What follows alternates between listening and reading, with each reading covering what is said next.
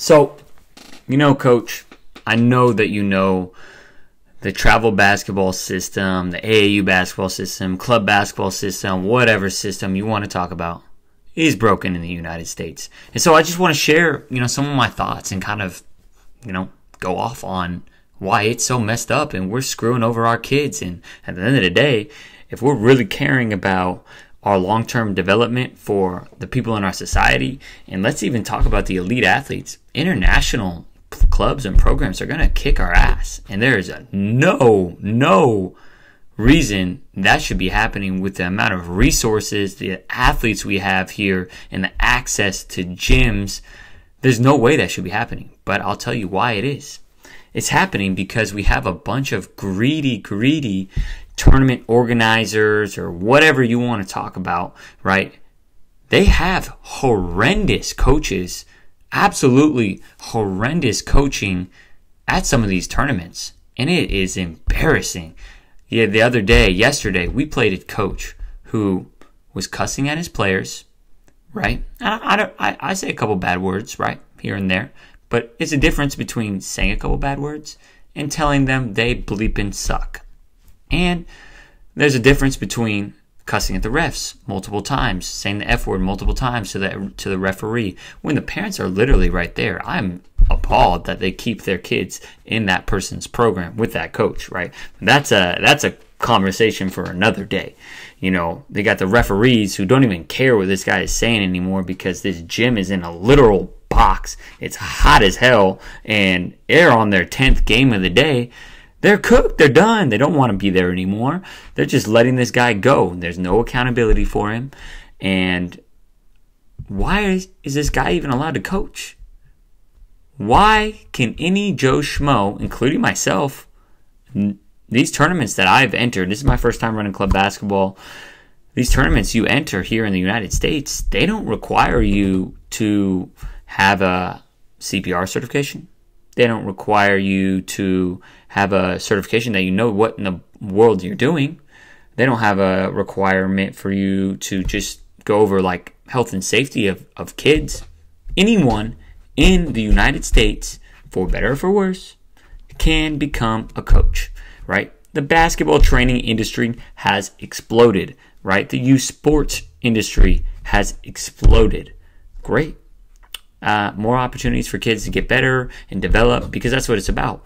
It's about kids developing their skills and confidence on and off the court, which is great. I agree. That's awesome. But not everyone should be allowed to be a coach. Just because you know about the game of basketball does not mean you're going to be a good basketball coach. Because as a good basketball coach, you have to be able to communicate. You got to be able to connect with your players. You have to be able to teach the game. Coaching is not yelling and cussing at your players. It's not. It's teaching. You're a teacher, right? You're a motivator. You have to be inspiring. Of course, you have to be organized, but that's a little extra, right? If you want to be a good coach, you're probably organized. Most coaches I've worked with are not organized at all, have no practice plans. But there are some good ones out there, of course. Now, it's ridiculous that anyone... And what's the solution to that, right? It's pretty simple. So if I was going to run my own tournaments, right, there had to be some sort of certifications. Now, here comes the problem and the challenge with that is if I'm running a tournament, right, and the standard, the cultural norm in the youth basketball world, and I don't know what it's like in youth baseball or youth soccer, and I'm guessing it's pretty much the same, right? I've seen some crazy stuff from all different sports online, right? I've seen all crazy stuff. With that being said, right, I, as a tournament owner, I may not be making money because these clubs with these terrible coaches, and again, I don't have any certifications necessarily. I mean, I have a Positive Coaching Alliance, and I have my CPR certification, and I have, taken certain courses, and I'm very invested in my education, but technically, I don't have like a FIBA certification, which is what the European coaches have. So I'm not going to sit here and say every single organization that doesn't have a certification is a bad program. And honestly, it's probably 80 to 90%. Well, we'll say maybe 80% of programs are probably actually really good for kids and are great. And I had some great conversations with other coaches this weekend, and it's not every single coach, but it's just ridiculous that some coaches are allowed around kids. It should be illegal.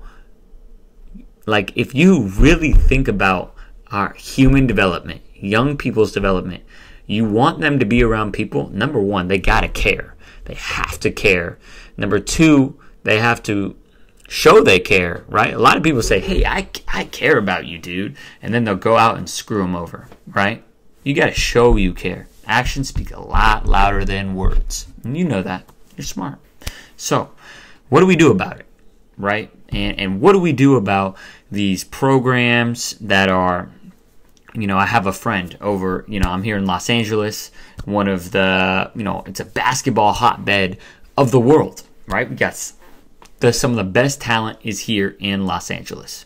Well, you know what happens is you get greedy people that see a kid who's talented and starts getting in their ear, starts telling them certain things. You're going to get shoe deals this, you're going to go D1, da-da-da-da-da, when in reality, right, some of these club programs, and again, it's not all of them, right, some of the big ones, what they'll do is they will go and recruit from someone like I'm a small club, right? So if I have a very good player, and we have some very good players on our 17U team that, I'm sure are probably going to get reached out to because they're high quality players and they're great kids, right?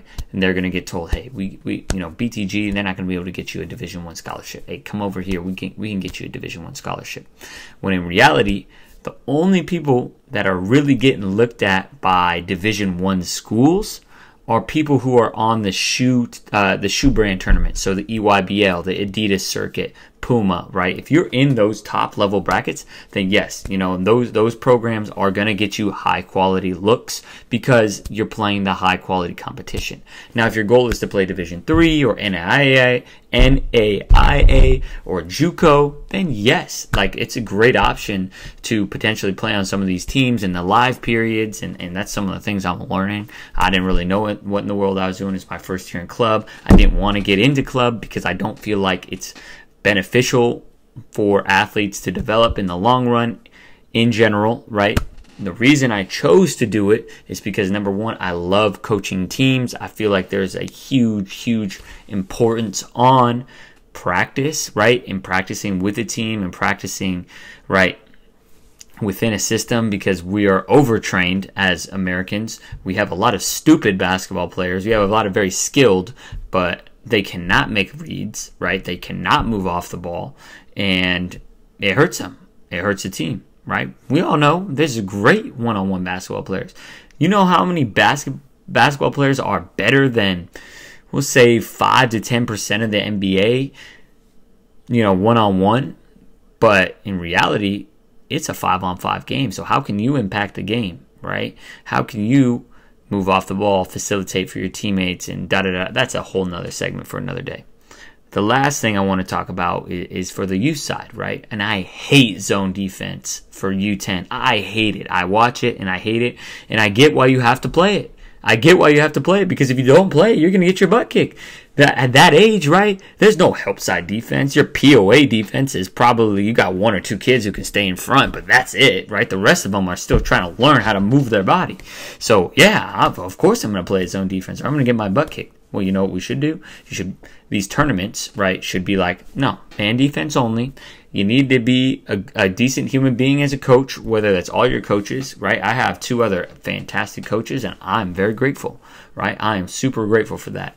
And so, long story short, it has to be about the kids, and we have to do a better job at fixing this system. Obviously, the NBA wants to get involved because the international players are passing us, right? That's not the reason we should be getting involved as coaches. We should be getting involved for our kids who are not going to play college basketball, for our kids who, are, just going to go in and be regular Joe Schmoes like ourselves. And I think that's what it's really all about. So, if you're a coach and you're listening to this, please reach out to me. You can comment in the section, which we'll find some ways to communicate and connect, right? I'm just going to kind of put some content out about this. And, it's obviously going to take way more than myself. I'm a nobody when it comes to people in the basketball space. I have a small little brand here in Los Angeles, and I have some, light connections here and there. And I'm a part of the basketball community, but I feel like if we're really going to change this, if we're really going to make things happen for kids, then we have to start really working together. And I'm just going to kind of put this out there. So reach out, and I appreciate you. If you watch this, that's awesome. And let's chat it up some more. So Coach Furtado out. Peace.